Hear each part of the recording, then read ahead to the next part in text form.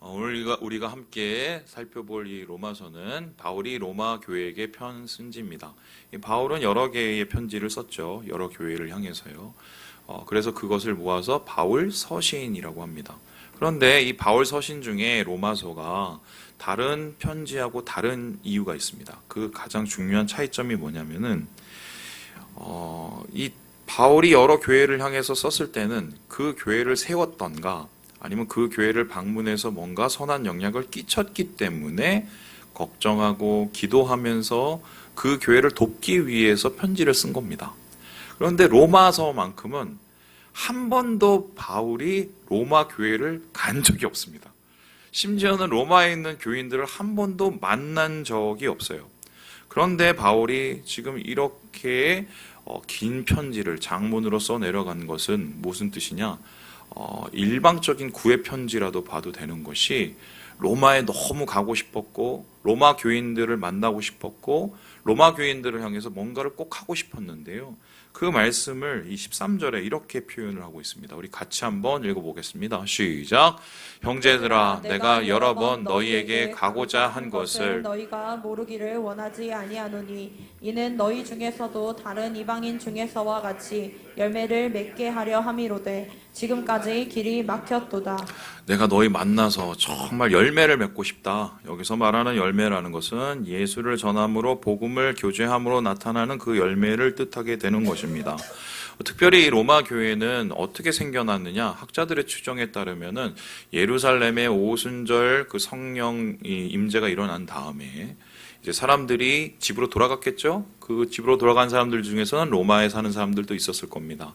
그래서 그 오순절 성령을 힘입은 로마에 사는 사람들이 거기서 조금씩 모임을 하기 시작했고 그것이 태동되어서 교회가 생겨난 거죠. 그런데 중간에 이제 유대인들이 추방당합니다. 로마에서. 그러면서 그 교회가 생존할 수 있었던 이유는 뭐냐면 단순히 이방 속에서 유대인 사람들만 예수를 믿은 게 아니라 거기서 로마에 있는 이방 사람들도 예수를 믿었고 그 사람들도 예수 안에서 한 공동체를 이루었기 때문에 이제 존재하게 된 것입니다. 그런데 문제는 항상 문제죠. 교회는 어디 가나 다 싸웁니다. 안 싸우는 교회는 이 세상에 없다. 그래서 중요한 거는 잘 싸워야 돼. 부부하고 똑같습니다. 안 싸우는 부부 있으면 그건 이상한 부부거든요. 저희도 자주 싸워요. 요즘엔 좀 힘이 없어서 못 싸울 뿐이지. 근데 이 로마 교회는 어떻게 싸움이 일어났느냐? 고질적인 문제인데요. 유대인 그리스도인, 이방인 그리스도인 좀 다른 거예요. 특별히 유대인 그리스도인들은 율법을 중요시 여기고 유대 전통을 중요시 여기기 때문에 복음에다가 그것을 좀 가미를 하고 플러스를 합니다. 그러면서 뭔가 생겨나는 문제들과 여러 가지의 어려움들이 있었었는데 바울이 봤을 때는 이거를 자기가 해결해 줄 수 있다고 생각했던 것 같아요. 그래서 바울은 내가 꼭 가서 너희들에게 하고 싶은 게 있다 하면서 이야기를 하는데요. 이 15절을 읽어보면 이 세 번역으로 좀 더 확실하게 나타납니다. 우리 함께 같이 한번 읽어보도록 하겠습니다. 시작! 그러므로 나의 간절한 소원은 로마에 있는 여러분에게도 복음을 전하는 일입니다. 뭐라고요? 복음을 전하는 거. 내가 정말 복음을 전하는 거 너희들한테 꼭 해야 된다. 복음을 통해서 뭔가 너희들에게 할 게 나한테 분명히 있다라고 이야기를 합니다. 왜 여러 가지 사역도 있고 여러 가지의 관심도 있지만 복음 전도에 관심이 집중되었을까? 이 사실은 이 로마가 세계의 중심이었기 때문에 여기에서 사역을 하고 여기를 통해서 땅끝 선교, 그러니까 스페인 선교를 가고 싶은 것이 바울의 마음이었지만 그것은 그 다음이었어요. 중요한 것은 로마 교회가 먼저 세워지는 건데 그 로마 교회가 세워지는 것은 무엇을 전해야 된다고요? 복음. 바른 복음이 전해져야 그런 일들이 일어나기 때문에 이거 꼭 하고 싶다고 이야기를 한 겁니다. 자, 그렇다면은 바울이 전하고 싶었던 그 복음이라는 것은 도대체 무엇일까요? 이 복음을 나타내는 헬라어는 다음에서 보시지 유앙겔리온입니다. 이것은 유라는 것은 기쁨을 뜻하고 겔리온이라는 것은 안겔리온인 것은 이건 사자, 천사, 전령 이런 걸 뜻하는데 그냥 이것을 그냥 복합적으로 나타내면 기쁜 소식을 전해자주는 전령, 사자 이런 뜻입니다. 그런데 이게 시간이 지나면서 다른 뜻으로 이제 확장이 되는데요. 기쁜 소식 그 자체, 승리의 소식 그 자체를 의미합니다. 그래서 예수 그리스도의 복음이라고 하면 어떤 뜻이냐면 내가 예수를 믿어서 생겨나는 기쁜 일들을 뜻해요. 내 안에 있는 승리의 일들, 그 변화를 뜻하는데, 그러면은 여러 가지 변화 중에 바울은 도대체 어떤 것을 전하고 싶었을까? 여러분, 예수님 만나고 어떤 변화가 생기셨습니까? 예수의 복음을 듣고 여러분 가운데는 어떤 능력이 생기셨습니까? 한국교회의 지난 역사를 보면 복음을 통해서 많은 변화들과 많은 성장이 있었습니다. 긍정적인 것도 있고 부정적인 것도 있었습니다. 그런데 이 긍정적인 것은 우리가 살려야 되지만 부정적인 것은 우리가 좀 반성을 해야 될 필요가 있는데요. 그동안 한국교회 역사 100여 년을 이제 살펴보면서 복음에 대한 잘못된 오해로 인해서 생겨난 폐단들이 있습니다. 쉽게 설명하면 복음을 그 능력을 이거다라고 얘기를 했는데 지나가 보니까 아니다 이러한 변화가 있었는데요. 그 변화를 한 세 가지로 살펴볼 수가 있어요. 이 첫 번째, 이 복음이 처음 시초가 되었던 개양 초기 때 선교사들에 의해서 복음이 전해졌을 때는 문화의 변혁이 곧 복음의 능력이라고 생각을 했습니다. 그리고 해방 전후로 해서 우리나라 가운데 성령 은사 운동이 일어나고 그 은사에 있는 성령의 능력이 바로 복음의 능력이고 복음 자체라고 생각을 했고요. 그리고 7, 80년대 산업화 시대를 맞이하면서 예수 믿고 잘 사는 축복과 성공, 그게 바로 우리가 예수 믿고 얻는 기쁜 소식이라고 믿었던 적이 있었습니다. 그러면 그 역사를 한번 쭉 짚어보도록 하겠습니다. 우리 첫 번째 한번 보여주시죠. 여러분, 이게 뭐냐면 이화학당입니다. 여러분, 명문 여대죠? 이화여대의 전신이라고 있습니다. 여기 보시고 있지만 이렇게 하고 있습니다. 이 뭐 하는지 아십니까? 체조를 하고 있는 겁니다. 당시에 여성들이 학교를 다니는 것도 이상했고 저렇게 학교에 가서 체조를 하는 것도 이상을 했습니다. 그런데 이 가르치는 분이 선교사님이었는데 이분 이름이 월터 선교사님이었습니다. 근데 이 여성들을 체조를 막 시키다 보니까 옷걸음이 자꾸 이렇게 내려오는 거예요, 저고리가. 그래서 뭘 했느냐? 이 저고리 위에다가 뭘 했어요? 끈을 이렇게 달았습니다. 그러니까 좀 이게 편한 거예요. 그런데 이게 선풍적인 인기를 끌어서 그 10년 후에 1919년에 3.1운동이 일어났을 때 왜 그렇게 여성들이 정말 자유롭게 만세를 외칠 수 있었냐? 이 어깨끈 달린 한복이 온 이 조선을 다 뒤덮었기 때문이에요. 그래서 어떻게 보면은 재앙 초기 우리나라 이 기독교는 우리나라의 패션뿐만 아니라 문화 전체를 변혁시켜주는 아이콘과 같은 것이었습니다. 이 첫 번째로 보시는 것처럼 여성 인권 신장했고요. 그리고 여러분 계급 철폐하는 데 도움이 됐고요. 뿐만 아니라 이 여러 가지의 교육 사역과 의료 사역을 통해서 사회 곳곳에 문화의 빛을 비춰주게 된 것이죠. 그런데 우리는 더 이상 교회의 문화를 보기 위해서 오시는 분들은 없습니다. 왜죠? 세상이 이 교회의 문화보다 훨씬 더 앞서갔기 때문이에요. 그러면 이제 고민을 해보는 겁니다. 복음은 단순히 문화를 변혁하는 것일 뿐일까? 문화의 변혁이 정말 긍정적인 건가? 오늘 인권을 얘기하고 여러 가지 변혁을 얘기하면서 오히려 폐단이 나타나는 것을 본다면 사실 복음을 문화의 변혁 이렇게 생각하는 것은 문제가 있어 보이는 겁니다. 이 두 번째 그림을 보시면요. 여러분 이게 뭐냐면은 용문산 기도원에서 1963년 때 심령 수련회를 한 겁니다. 용문산 기도원 잘 모르시는 분 계실 텐데 여기는 한국 최초의 기도원입니다. 소위 말해서 여기저기 나타난 우후죽순의 모든 기도원의 그 모델이 됐던 게 어디예요? 용문산 기도원입니다. 여기에서 이 나운몽이라는 이 장로님이 이곳을 세우셔갖고 여기서 어떤 일을 했냐면 이 1947년에 소위 말해서 은사 집회를 합니다.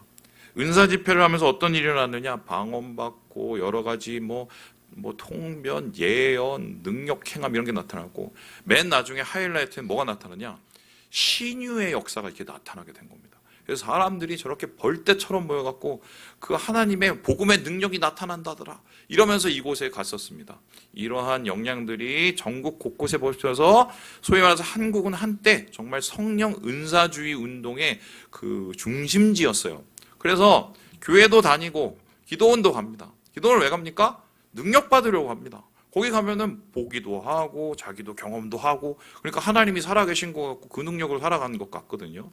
근데 여러분 이 은사주의 운동의 끝이 어떻게 되는지 아시죠? 신기하게도 이 나온몽 씨도 그렇고 그 뒤에 무슨 한월상 기도원이 여러 중요한 기도원들을 이 원장이었던 그분들의 끝이 다 좋지가 못했습니다. 뭘로 끝나느냐? 돈, 여자, 뭐 이런 여러 가지 패단으로 소위 말해서 하나님의 영광을 가리는 일이 드러나게 되는 거죠. 그래서 이제 한번 물어봅니다. 정말 복음은 이렇게 드러나는 은사를 가지고 막 뭔가 하는 이런 건가? 아직도 이런 일을 하시는 분들이 있어요. 그런데 우리가 지난 과거를 봤었을 때 이런 패단을 본다면 좀 다시 반성을 해볼 필요가 있는 것입니다. 세 번째로 그림을 보여주시면요. 여러분 여기가 어딘지 아십니까? 여의도입니다. 여의도에 가면은 지금 세계에서 한때 제일 컸던 그 더 큰 교회가 우리나라에 또 생겼죠. 제일 컸던 여의도 순복음교회가 있습니다. 여기가 한때 이제 여기에 10만을 돌파했고요. 그리고 거의 90년대 되면은 83만이 됩니다. 지금은 이제 많이 좀 변해됐죠. 세계 최고의 교회가 되었습니다. 그런데 이렇게 세계 최고의 교회가 된 맨 처음에 시작이 어떻게 됐느냐? 1958년에 조영기 목사님이 은평구 대조동 산 기슭에서 천막 치고 교회를 시작을 했습니다. 그때 교인이 5명이었는데 그 5명 교인은 목사님, 그 다음에 부인, 그리고 자녀, 그리고 장모님까지 이렇게 6이셨어요. 그러니까 맨 처음에 시작하면 가정교회였습니다. 그런데 그 가정교회가 나중에 83만 교인에 이르게 된. 그럼 이 부흥의 비결이 무엇이었을까? 여기서 말하는 복음이 있었는데 5중 복음과 3중 축복이었습니다. 5중 복음이라는 것은 여러 가지 복음이 나타내는 능력을 얘기하면서 특별히 그 능력이 축복으로 나타나는데 어떤 축복으로 나타나느냐? 영혼이 잘 되는 축복, 범사가 잘 되는 축복, 강건하는 축복. 여러분 한 번씩은 다 들어봤을 겁니다. 그러니까 예수 믿고 어떻게 돼요? 건강해지고 예수 믿고 잘 살고 성공하게 되는 겁니다. 그 이후에 이러한 것들이 이어져서 이 기복신앙이 뭘로 이어졌냐면은 성공신앙으로 이어져요. 성공신앙. 그래서 예수 믿고 성공하자. 여러분 그런데 이 폐를 우리가 보고 있죠. 지금 더 이상 예수 믿고 축복받고 예수 믿고 성공하고 예수 믿고 잘되고 이런 말을 잘 듣지 않으십니다. 우리는 그 쓴물을 너무 많이 받고요. 그거 이렇게 해서 진짜 축복을 받으신 분의 그 최후를 우리는 보고 있습니다. 하나님의 영광을 드러내기보다는 씁쓸한 최후가 되는 경우가 많이 있었기 때문이죠. 그래서요, 우리는 좀 이제 고민을 해봐야 되는데요. 이렇게 나타나는 여러 가지 세 가지의 모습, 문화를 변혁시키고, 뭐 성령의 능력이 나타나고, 그리고 뭐 잘되고 잘 살고, 이런 거는 복음을 통해서 일어나는 매우 작은 현상에 불과해요. 표면적인 것이요. 진짜 복음을 통해서 생겨나는 변화, 능력, 이거는요, 사실은 여기서 말하는 이렇게 드러나는 것, 보는 것, 이거하고는 좀 다릅니다. 그러니까 우리는 지난 100여 년의 시간 동안 수박 겉만 핥다가 끝났다고 저는 보고 있어요. 그렇다면 질문을 다시 해봅니다. 바울은 지금 로마로 가려고 합니다. 로마에 가장 필요한 게 복음이었어요. 복음이 제대로 세워지면 교회가 세워지고 교인이 제대로 세워진다고 생각을 했거든요.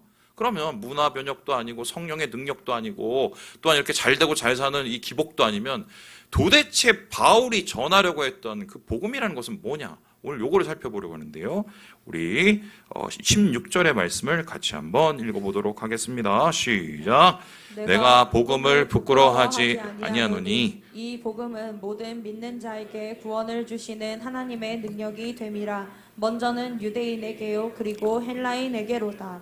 지금 이 바울이 얘기하는 복음이 조금 이상합니다. 우리 생각에 복음이라는 것은 기분 좋고 보기 좋고 사람들이 받아들이고 호응이 좋은 뭐 축복받고 뭐 이런 거라고 생각하는데 바울은 복음이라고 얘기를 하면서 어떻게 복음은 부끄럽다라고 얘기합니다. 그러니까 사람들의 호응을 못 갖고 내가 예수 믿는다고 하면 수치를 당하는 겁니다. 여러분 어제 제가 리더들하고 얘기를 했습니다. 여러분은 예수 믿고 나서 부끄러웠던 때가 언제였습니까? 그랬더니 우리 리더들은 굉장히 은혜로우신 분들이라 제가 예수를 제대로 못 믿어서 내가 부끄럽습니다 이렇게 얘기를 합니다. 제가 원하는 대답이 그게 아니었거든요. 이런 거 있습니다. 뭐 설 갔다 오신 분들 있죠. 그 친척들 만납니다. 친척들을 만나서 얘기하죠. 우리 둘째 안내, 첫째 안내, 뭐 막내 안내 이러면서. 근데 그 중에 하필이면은 한 가정만 예수를 믿고 다른 가정은 예수를 다 안 믿어요. 근데 하필이면은 다른 가정은 다 잘 사는데 예수 믿는 가정은 더럽게 못 삽니다. 그러면은 설 때 얘기합니다. 야, 너는 예수 믿는데 왜 이렇게 못 살아? 야, 그거 못하라고 예수를 믿냐? 부끄럽죠. 부끄럽죠. 로마 시대 때도 되게 비슷했는데 이 복음이 부끄러운 이유가 두 가지가 있어요. 첫 번째는 예수님 때문이고요. 두 번째는 예수 믿는 그 사람 때문입니다. 폴 오셔 목사님이 여기에 대해서 얘기를 하고 있는데요. 우리 같이 한번 읽어보도록 하겠습니다. 시작. 육신적으로 생각하면 바울은 복음을 부끄러워할 이유가 충분했다. 동시대인들이 고귀한 진리로 믿고 있던 모든 것과 복음이 정면으로 충돌하기 때문이다. 그의 복음은 자기 백성에게 신성 모독자이자 정신병자로 취급당하고 국가에 의해 범죄자로 처형된 가난한 유대인 복수가 세상의 구주, 만왕의 왕, 만주의 주라고 증언하는 것이었다. 그러니까 예수님 자체가 생각을 해보면 부자였어요? 아닙니다. 많이 배우셨습니까? 아니에요. 예수님 장수하셨습니까? 단명하셨습니다. 근데 우리는 왜 예수 믿고 오래 살고 잘 살고 좋은 데 살려고 그럽니까? 예수를 따라다닌다고 그러는데 이거 자체가 좀 이상하죠? 뿐만 아니라 예수님의 처형은 한마디로 정치범이었고요. 그리고 예수님 그 당시에 사람들이 어떻게 취급을 했냐면 나의 구세주로 믿는 사람, 그거 아니면 정신병자로 믿었어요. 그러니까 예수님 자체가 사람들이 받아들이기엔 뭔가 마음에 안 들었던 거죠. 야, 어떻게 십자가에서 처형당한 사람을 뭐 구주라고 믿어? 어떻게 사람의 모습으로 태어난 사람을 하나님으로 믿어? 다 못 받아들이는 거예요. 뿐만 아니라 그 예수를 믿었던 바울은 어떻습니까? 예수 믿고 나서 잘 됐나요? 아니면 인생 망했나요? 표면적으로 보면 인생 망한 겁니다. 왜요? 집에서 쫓겨났어요. 자, 제가 한번 질문하겠습니다. 바울이 아내가 있었을까요? 없었을까요? 있었을 가능성이 되게 많습니다. 그런데 아내 얘기를 잘 안 하죠. 그 이유가 뭔지 아세요? 쫓겨나서 그래요. 왜 쫓겨났어요? 예수 믿고 나서. 여러분 남편들 조심하셔야 됩니다. 쫓겨났기 때문이에요. 그래서 거기서 끝나느냐? 그래도 열심히 복음 전했습니다. 죽기 살기로 막 얻어맞고 막 뭐 표류를 하고. 그런데 그 뒤가 어땠습니까? 자기가 일궈놓은 교회가 자기를 배신하는 것도 당하죠. 뿐만 아니죠. 나중에 어떻게 죽었습니까? 로마에 가서 목 잘려 죽었습니다. 예수를 믿었는데 잘 되기보다는 오히려 어떻게 해요? 인생이 꼬였어요. 그러니 사람들이 왔을 때, 야, 복음을 내가 왜 믿어? 저렇게 예수도 이상하고 바울도 이상하고 예수 믿는 사람도 이상한데 이렇게 부끄러울 수가 있다는 거예요. 그럼에도 불구하고 바울이 아니야. 나는 그래도 복음을 전할래. 복음은 능력이야 라고 자신하는 이유가 있습니다. 그 바울이 말하는 복음의 능력은 구원이라는 것인데요. 그러면 바울이 전하고 싶은 그 구원의 복음이라는 것은 우리를 살려주는 그 복음이라는 것은 도대체 무엇이었을까요? 세 가지로 한번 살펴보겠습니다. 우리 첫 번째 읽어보도록 합니다. 시작! 죄를 깨닫는 능력. 복음이 우리에게 하시는 첫 번째 일은 뭐냐? 복음이 우리에게 임하고 우리가 복음을 듣게 될 때 우리가 뭐를 깨닫게 된다고요? 죄를 깨닫는 능력이 생깁니다. 목사님, 뭐 죄 깨닫는데 왜 그게 능력입니까? 우리 함께 18절, 19절의 말씀을 같이 한번 읽어보겠습니다. 시작! 하나님의 진노가 불의로 진리를 막는 사람들의 모든 경건하지 않음과 불의에 대하여 하늘로부터 나타나나니 이는 하나님을 알만한 것이 그들 속에 보임이라. 예수를 믿고 나타나서 어떤 능력이 생기냐? 회개할 수 있는 능력이 생깁니다. 회개를 하기 위해서는 어떻게 했습니까? 먼저 자기가 죄인임을 자각을 해야 하나님 앞에 돌이킬 수가 있는 것이죠. 자기가 얼마나 엉망진창인지 이렇게 가다가 내가 어떻게 되는지 그 끝을 볼 수 있어야 예수를 믿게 됩니다. 여러분, 오히려 인격적으로 훌륭하시고 그리고 사회적으로 명망이 있으신 분들 예수 믿기 되게 힘드십니다. 휴머니스트들 예수 믿기 되게 힘드십니다. 왜 그런지 아세요? 자각을 하지 못하기 때문이에요. 제가 예수님을 깊이 만난 게 언제인 줄 아십니까? 제가 엉망진창이라는 걸 깨달았기 때문입니다. 그래서 지금 바울은 우리에게 이러는데 우리들이 이렇게 살아가다가는 의인도 없고 무익한 일을 하고 선을 행하는 사람이 하나도 없기 때문에 죄인인 우리의 끝은 결과적으로 파멸이다, 진노다, 불의로 우리는 한마디로 멸망을 당할 수밖에 없는 그 끝을 내가 복음을 듣게 되면서 알게 되었다는 거예요. 그런데 이러한 말들 당시 로마 교인들, 로마 사람들한테는 이게 가소롭게 들렸을 것이 분명합니다. 왜냐하면 그 당시 로마 시대에 가장 큰 자의식은 내가 제일 잘 나가고요. 두 번째, 로마인들의 가장 삶의 목표는 오늘을 즐겨라, 더럽게라도 오늘을 쾌락으로 즐겨라 했습니다. 그게 드러난 이 것이 있는데 한번 보여주시죠. 이게 이제 뭐냐면 컵입니다. 워렌컵인데 로마 시대 때 이제 발견된 거죠. 왜 워렌컵인지 봤더니 워렌이 이걸 사와서 보관을 해서 워렌컵이더라고요. 근데 이게 컵이에요, 컵. 여기다가 술 따라 먹는 컵인데 저기 두 명의 사람들이 보입니다. 주요 부위를 제가 지워놨습니다. 네. 뭐 하고 있습니까? 네, 여러분 생각하는 좀 그런 일들 하고 있어요. 그런데 저 두 명을 잘 보십시오. 한 사람은 좀 우락부락하죠. 띄워주세요. 또 한 사람은 되게 야들야들합니다. 둘 다 남자입니다. 우락부락한 사람은 어른 남자, 야들야들한 남자는 누구?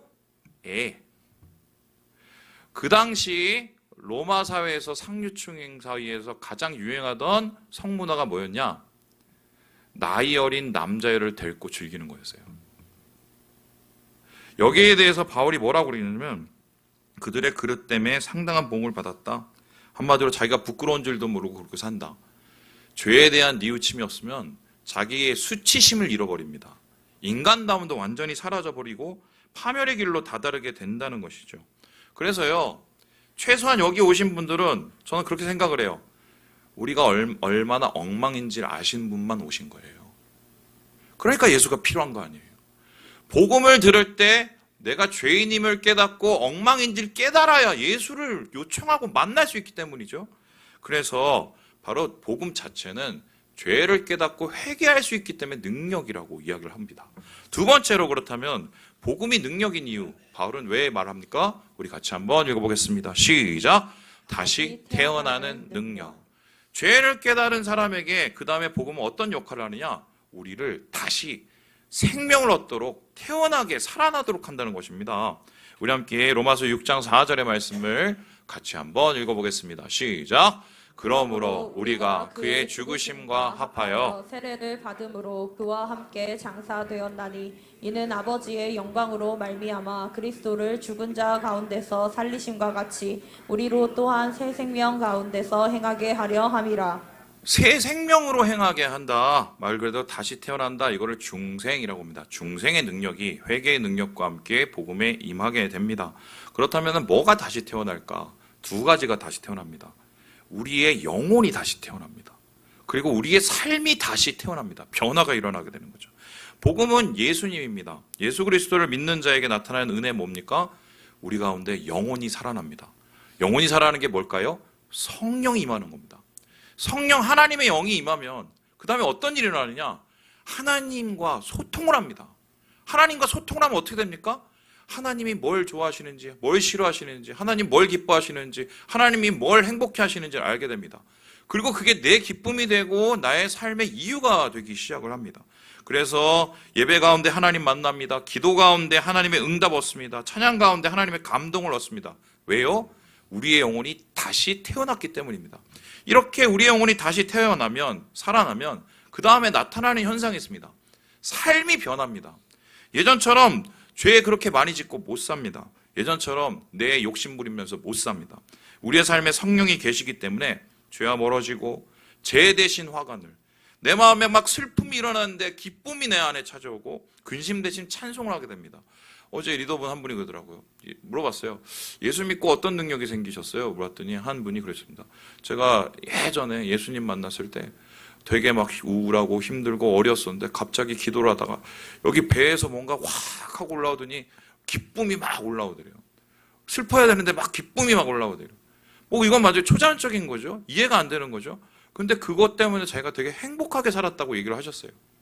여러분 그런 거예요. 복음이 주는 것은 심지어 상황이 아무것도 안 변해도 내 영혼이 살아나서 내 삶이 변화되는 거예요. 그러한 변화의 삶을 가지는 게 복음의 능력이고 하나님의 생력입니다. 하나님께 영광을 돌리고 그렇게 살아난 사람들이 함께 모인 곳이 어디예요? 여기 교회예요. 교회는 다시 태어난 사람들이 모인 곳입니다. 그렇다면 마지막으로 복음을 통해서 우리에게 나타나는 진정한 능력은 무엇이겠습니까? 우리 같이 한번 읽어보겠습니다. 시작! 고난을 이기는 능력. 죄를 깨닫고 뉘우치고 주님 안에서 내 영혼이 다시 살아나서 구원을 얻습니다. 그리고는 삶 속에서 어떤 일들이 일어나냐? 우리 삶에 오는 여러 가지의 고난들을 이겨낼 수 있는 능력이 나타난다고 얘기를 합니다. 우리 함께 17절의 말씀을 같이 한번 읽어보도록 하겠습니다. 시작! 복음에는 하나님의 의가 나타나서 믿음으로 믿음에 이르게 하나니 기록된 바 오직 의인은 믿음으로 말미암아 살리라 함과 같으니라. 이거 되게 어려운 말씀이에요. 저기 줄거놓은 건데요. 믿음으로 뭐에 이뤄요? 믿음에 이른다. 똑같은 말인데 무슨 믿음으로 뭐 업그레이드 된다는 소린가? 뭐 좀 되게 헷갈리죠. 근데 이 말씀을 좀 살펴보기 위해서는 그 밑에 말씀이 중요합니다. 오직 의인은 뭐로 살아요? 믿음으로. 근데 이 이야기는요, 하박국서를 인용한 것입니다. 그럼 하박국서에 이 말씀이 어떻게 나타나 있을까요? 우리 함께 2장 4절을 한번 읽어보죠. 시작. 보라, 그의 마음은 교만하며 그 속에서 정직하지 못하나 의인은 그의 믿음으로 말미암아 살리라. 하박국이 물었어요. 하나님, 왜 이렇게 삶이 개판입니까? 그리고 좀 있으면 막 유대가 약해져갖고 막 이스라엘 약해져갖고 저 사람들이 우리를 쳐들려고, 왜 저 인간들이 더 나쁜데 우리가 왜 그런 어려움을 당해야 됩니까? 그랬더니 하나님이 조용해. 다 이유가 있어. 니네가 죄지고 하나님이 지금 공의를 나타내시려는 거야. 그러면서 뭐냐면 그 전쟁이 와도 너는 의인으로서 뭘로 살라고요? 믿음으로 살라는 거예요. 그럼 여기서 말하는 믿음으로 살라는 것은 뭐냐면 삶의 고통을 이길 수 있는 믿음이에요. 그럼 이런 건데요. 믿음에 이른다는 건 뭐예요? 예수를 믿어서 내 영혼이 다시 살아나고 구원을 얻은 다음에 삶 속에서 어려움이 다가오고 고난이 다가올 때 그 고난을 이길 수 있는 능력이 내 안에 생겨나는 거예요. 그것을 복음이 한다는 것입니다. 여러분 생각을 해보세요. 예수님께서 부활하신 다음에 제일 먼저 한 게 뭐였습니까? 두려움에 떨고 있는 제자들 가서 야, 평안하라. 왜 이래? 정신 차려. 그리고 심지어는 엠마오로 도망가고 있는 사람 만나서 같이 동행하고 어떻게 해요? 그 사람들 다시 데리고 옵니다. 삶을 이길 수 있는, 고난을 뚫고 나갈 수 있는 능력을 하나님께서 주셨기 때문입니다. 목사님, 정말 그게 가능할까요? 그게 가능할까요? 오늘 이야기를 한 분을 이야기하고 마치려고 하는데, 이분은 지금으로부터 2000년 전 분이십니다.